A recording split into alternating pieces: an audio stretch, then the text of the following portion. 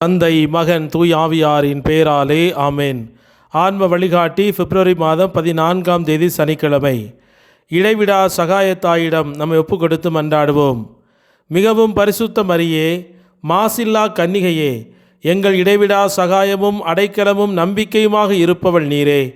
இன்று நாங்கள் அனைவரும் உம்மிடம் வருகிறோம். நீர் எங்களுக்கு அடைந்தருளிய வரங்களுக்காக உமக்கு நன்றி செலுத்துகிறோம். இடைவிடா சகாயத்தாயே, உம்மை நேசிக்கிறோம். எங்கள் அன்பை காட்ட உமக்கு எப்போதும் சேவை செய்வோம் என்றும் அனைவரையும் இடம் கொண்டு வர எங்களால் முடிந்தவற்றை செய்வோம் என்றும் வாக்களிக்கிறோம். இடைவிடா சகாயத்தாயே, இறைவனிடம் சக்தி வாய்ந்தவளே, எங்களுக்கு இந்த வரங்களை பெற்றுத்தாரும். சோதனைகளை வெல்லும் பலத்தையும் இயேசு கிறிஸ்துவிடம் தூய்மையான அன்பையும் நல்ல மரணத்தையும் அடைந்து தாரும். உம்மோடும் உமது திருக்குமாரனோடும் என்றென்றும் வாழ அருள் புரியும். இடைவிடா சகாயத்தாயே, எங்களுக்காக வேண்டிக் கொள்ளும். ஆமேன். மார்க் நற்செய்தி 8ஆம் அதிகாரம் 6வது இறைவார்த்தை. தரையில் அமர மக்களுக்கு அவர் கட்டளையிட்டார். பின்பு அந்த 7 அப்பங்களையும் எடுத்து கடவுளுக்கு நன்றி செலுத்தி பிட்டு பரிமாறும்படி தம் சீடர்களிடம் கொடுக்க அவர்களும் மக்களுக்கு அளித்தார்கள். இது கிறிஸ்து வழங்கும் வாழ்வுதரும் நற்செய்தி. கிறிஸ்துவே உமக்கு புகழ். சிந்தனை. இளவரசராகிய அச்சிஸ்டர் தாமஸ் அக்வினாஸ் திருப்பலியை பற்றி கூறும் அழகிய வார்த்தைகள் இதோ. திருப்பலியானது சாவான பாவத்தில் இருக்கும் பாவிகளுக்கு மனஸ்தாப வரத்தை பெற்றுத்தருகிறது.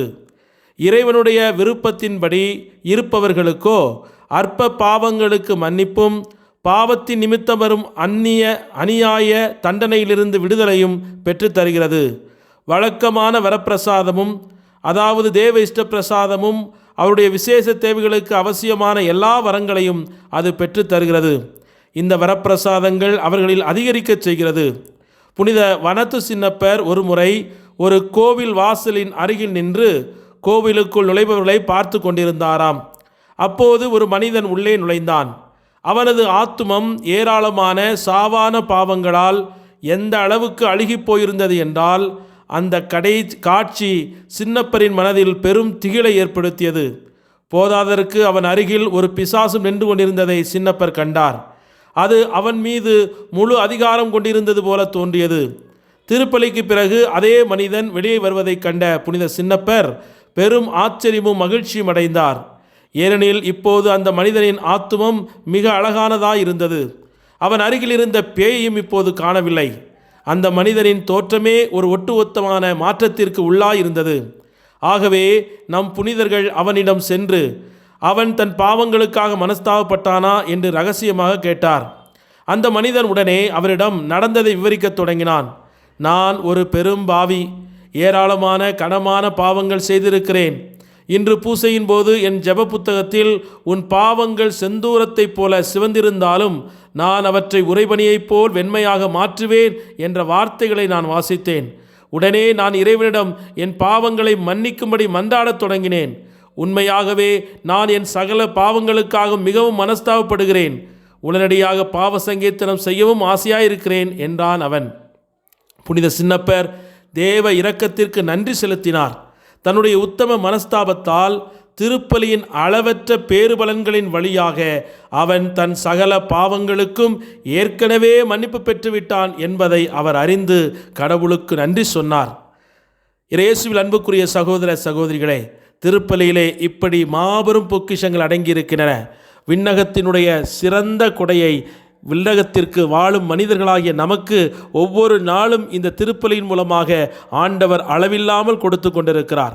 அத்தகைய பேறுபலன்களை நித்தமும் கண்டடைய அனுதினமும் திருப்பலியில் பங்கேற்று இறைவனுக்கு நன்றி செலுத்துவோம். ஜெபிப்போமாக.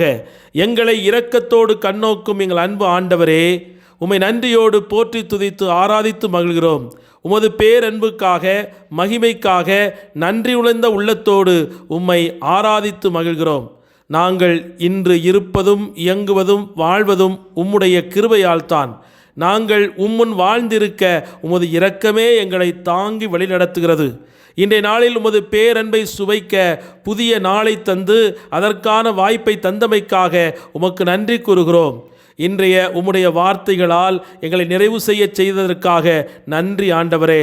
இதோ வனாந்தரத்தில் கூடியிருந்த மக்கள் மீது நீர் பரிவிரக்கம் கொண்டு அவர்களுடைய பசியை தீர்ப்பதற்காக அற்புதங்கள் செய்து அவர்களை வளப்படுத்தினீரே, அதேபோல் ஆண்டவரே, இன்று வளமை இழந்து தவித்து கொண்டிருக்கிற, வறுமையில் வாடுகின்ற, பொருளாதார சிக்கல்களாலும் மனதின் சோதனைகளாலும் அலைக்கழிக்கப்பட்டு கொண்டிருக்கிற ஒவ்வொரு ஆன்மாக்களையும் இன்று பரிவிரக்கத்தோடு நோக்கி அவர்களுக்கான உணவை தயார் செய்வீராக. அன்பு ஆண்டவரே, இரக்கம் மிகுந்தவரே, எங்கள் வாழ்வில் நாங்கள் வேண்டுவதற்கும் விரும்புவதற்கும் மேலாக எங்களுக்கு வழங்கி எங்களை உயர்த்துகிற தேவனே, உம்மை நன்றியோடு துதிக்கிற இந்த வேளையிலே அற்ப மனிதர்களாக எங்களுடைய தேவைகள் சந்திக்கப்படவும், அதிலிருந்து நாங்கள் எங்களுடைய மனதில் இருக்கிற குழப்பங்கள், காயங்கள், வேதனைகள் இவற்றிலிருந்து வெளிப்படவும் ஆண்டவரே உமது உடனிருப்பு எங்களை தேற்றுவதாக, உமது வார்த்தை எங்களை வந்தடைவதாக. ஆறுதல் தருகிற உமது அருகாமையினால், உமது வலக்கரத்தால் எங்களை சூழ்ந்து அரவணைத்து பாதுகாத்து எந்த பயத்திற்கும் நாங்கள் ஆட்படாதபடி மகிமையின் தேவனாகிய நீர் எங்களை புடைசூழ்ந்து வழிநடத்தும்படியாக உமக்கு ஒப்புக் கொடுக்கிறோம். என்னை தொடுகிறவன் என் கண்மணியை தொடுகிறவன் ஆவான் என்று சொன்னீரே அப்பா, இன்று எங்களை தொடுவதற்காக காத்து கொண்டிருக்கிற பிசாசின் தந்திர மந்திர செயல்பாடுகள் அனைத்திலும் இருந்து எங்களை பாதுகாத்து அரணும் கோட்டையுமாக எங்களை சூழ்ந்து நின்று பாதுகாக்க உமது நாமத்தில் ஒப்பு கொடுத்து மன்றாடுகிறோம். இன்று எங்கள் பயணங்களை ஆசீர்வதியும், இன்றைய தொழில் முயற்சிகளை ஆசீர்வதியும், நாங்கள் சந்திக்கிற ஒவ்வொரு மனிதர்களும் உம்முடைய அன்பு வெளிப்படவும், இரக்கம், மன்னிப்பு ஆகியவற்றை பெற்றுக்கொள்ளவும் இந்த நாளை நீர் ஆசீர்வதித்து புனிதப்படுத்த வேண்டும் என்று எங்கள் ஆண்டவராகிய கிறிஸ்து வழியாக உம்மை நோக்கி மன்றாடுகிறோம். ஆமேன். ஆண்டவர்களோடு இருப்பாராக, ஆன்மாவோடும் இருப்பாராக. எல்லாமுள்ள இறைவன் தந்தை, மகன், தூய் ஆவியானவர் உங்கள் அனைவரையும் நிறைவாக ஆசீர்வதித்து புனிதப்படுத்தி வழிநடத்துவாராக. ஆமேன். இயேசுவுக்கே புகழ், இயேசுவுக்கே நன்றி. மரியே வாழ்க, இயேசுவின் இரத்தம் ஜெயம்.